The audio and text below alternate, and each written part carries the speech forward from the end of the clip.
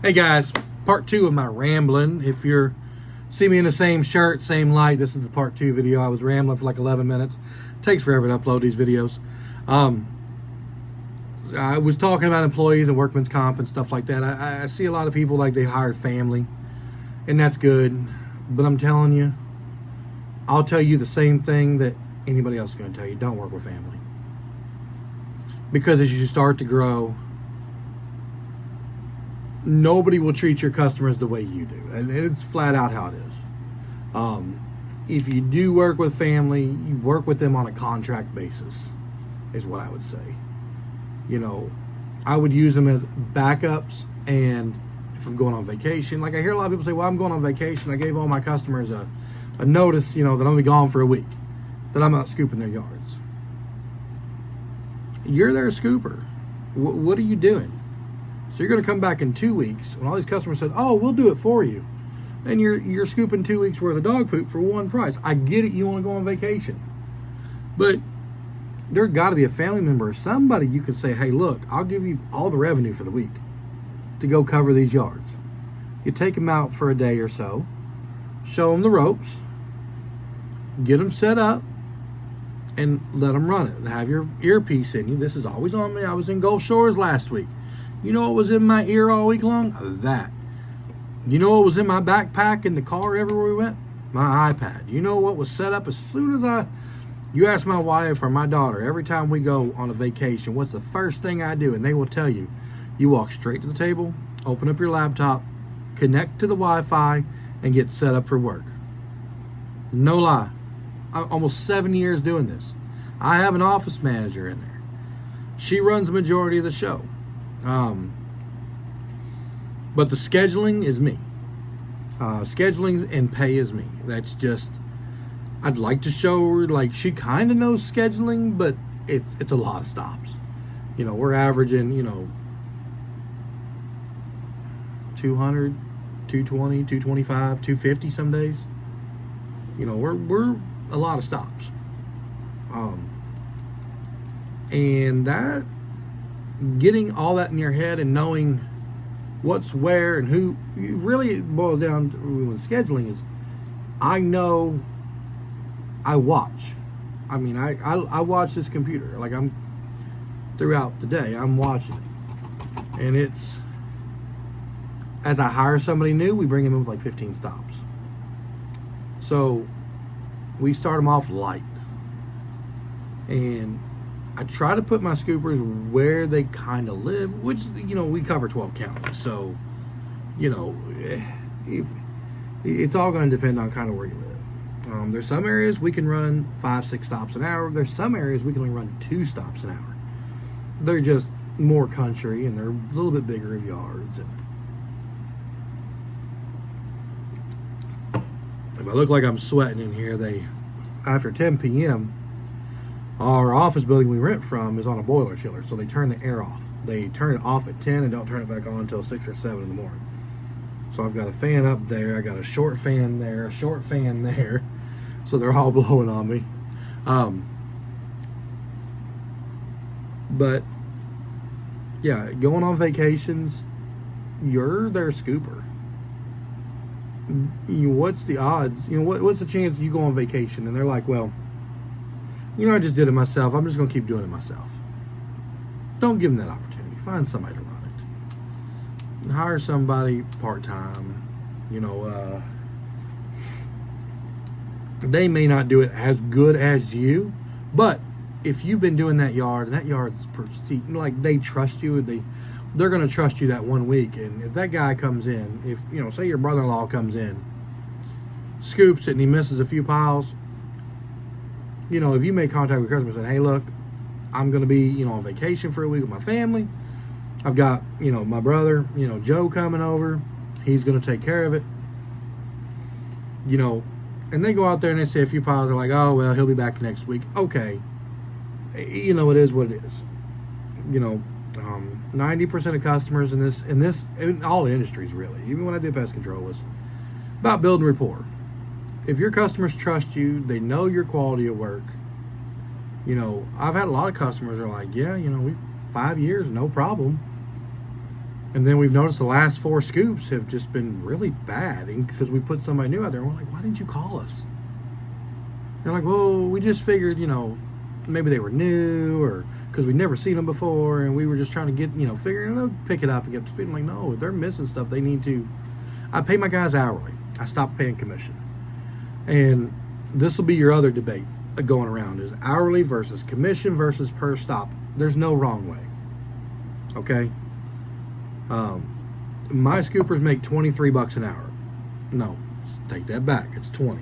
They make $18 an hour to scoop and $2 an hour to cover mileage, tolls, which I don't ever send them to Indiana, so they don't pay any tolls. To scoop poop, they get paid from when they get to their first stop to the dumpster. I have 4 different dump spots they can drop throughout the city, so it's really their own call. And a few of them live in apartment complexes, so they just take it back home. So I'm literally paying them to drive back home. And this is the hardest thing to get across to people is, you don't get paid to drive to work and come home from work. Nobody gets paid to drive to work. Nobody gets paid to drive home from work. So we do pay, a decent wage. But you're just scooping dog poop. This is not rocket science. You don't have to have a degree. You don't even have to have a high school diploma. I would like for you to have a high school diploma. I have people with like bachelor's and master's apply to scoop poop. And I ask them why. And they're like, they're tired of all the politics on their job. They're tired of all the rigmarole, all the BS. They just want to be free. And that's what scooping poop does. I mean, at the end of the day, if you're starting out and you're getting through my videos, Erica's videos, a couple other people's videos, you're going to realize that this is going to set you free. You're going to build your own destiny. You're going to take on your clients. But you want to make sure you price these jobs the right way. Don't go in there saying, oh, I'll do it for $8. Look at Google Earth, look at the property, and you're going to get real good on knowing how long it's going to take you. You'll win some, lose some. We have a flat rate policy. We have a flat rate, which is starting at a 1/4 acre and under. That's our flat rate. That's the bottom. People's like, oh, well, I've only got this little bit of yard, is it any, that's what it takes to roll the vehicle out there, flat out. I mean, it is what it is. I've had competition come in and mark, we do $14.99 for a 1-dog 1/4 acre yard. We had a guy, I've had 2 or 3 companies I've seen over the last couple of years come in doing $20, $25 a week for 1 dog. Never hear from them. They never get traction, And then there's a couple companies that come in and they lowball the crap out of me. Have at it, buddy. Have at it. Because here's the thing. Not only we've grown so big, I have my salary I have to pay for. I have my office manager's salary I have to pay for. I have this lovely 4-room office and a lobby I have to pay for because everybody has to have somewhere to sit and put all these supplies because my wife hates all this crap. Because when I order trash bags, I order a half a skid of trash bags at a time. And that lasts a couple months and then more come in. There's extras of everything. And I'm not talking like 1 or 2 extra sprayers, not 1 or 2 extra buckets. I'm talking 10 to 15 extra of everything. Like when it goes on sale, I buy extras. So keep your pricing if you're looking to grow it, which I would hope you are. Remember, summer months are slow. Wintertime it picks up. You just have to keep pushing at it, keep pushing at it, keep pushing at it. And then eventually in a couple years, your name's going to be out there. Reach out to your Humane Society, any local, like we were at minor league baseball team. They have a dog day. We've been going there since 2018 now. We're the first person they call when they're going to have their dog nights. Boom. I get a phone call and I get an email sent over. These are the ones we're doing. I'm like, cool. I got it on my calendar. Every January, February, I get that email. We don't get a lot from those events, but people see us, people know us, they recognize us, we build rapport with them. You can have an off week and be a pooper scooper. Fall. all of fall is an off week. I don't care what anybody says. You ask anybody in any of them groups about fall and the leaves, and you'll find out how bad of a pooper scooper you are. And I'm pretty damn good, okay? I'm up there, you know? I can walk circles around some of these scoopers. And I fall when them leaves are down. Can't, nobody. Your foot finds it and slides in it before you ever see it. Which I got to send that email out to all my customers about fall, you know, as the leaves come. Remember, leaves are light. The wind blows them. People have talked about, you know, what if I got a leaf blower and blew all the leaves away? And, you know, the problem is you're going to spend 10 minutes doing that. And then I got to talk the customer in for that labor, you know. And then by next week, more leaves have fallen. And now what I tell my scoopers is, you know, take photos, note the account, you know, take the photos, because our jobber will allow you to take a photo, a video. That's all I need. It's just take a couple photos of the yard and the gate, showing, hey, it's covered in leaves. I walked the yard, and then note on there, you know, the yard's full of leaves. You know, I scooped what I could see, because here's what happened: is a wind gust comes through, all them leaves move. Guess what's uncovered? And then we get a phone call saying, well, they missed all this poop. Well, if you got the photos, Anita can go look on the account. She's like, well, you know, there's a lot of leaves in your yard there. Odds are probably what happened was after they left in the last 2-3 hours, the wind came through, moved some leaves around, and now it's uncovered. You know, we can only get what we see. You know, it's the nature of the beast. They can get mad. I don't really care. I'll tell you what Mr. Scoopy would say is you need to get on your landscapers and get them out there. Okay? You need to get on your lawn. Mr. Scoopy up in New Jersey, I'm going to throw him a shout out there. Jim Coloni, whatever.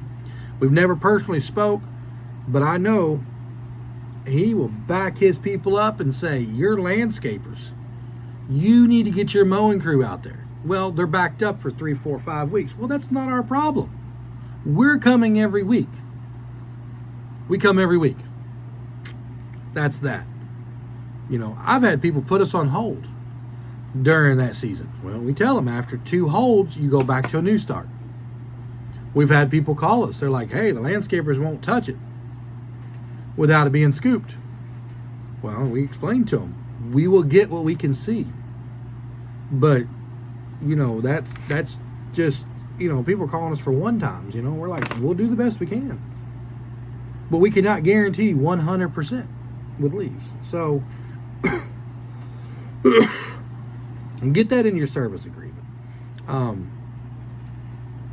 If you want to see a copy of mine, go to my website, dogpoopky.com or derbycitypoopscoop.com. There's my service agreement. I don't care if you copy and paste it. I really could care less. Everybody can have it. All of ours are generally the same. So I'm going to stop on that and go to a third video.